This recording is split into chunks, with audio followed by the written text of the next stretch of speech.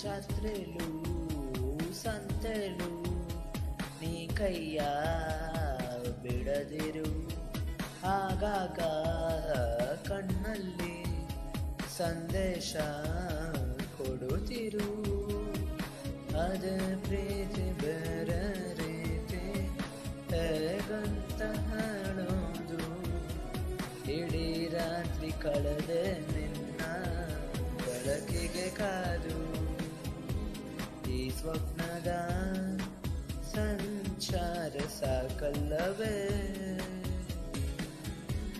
ಇನ್ನೇತಕ್ಕೆ ಬೇಚಾರು ನಾನಿಲ್ಲವೇ.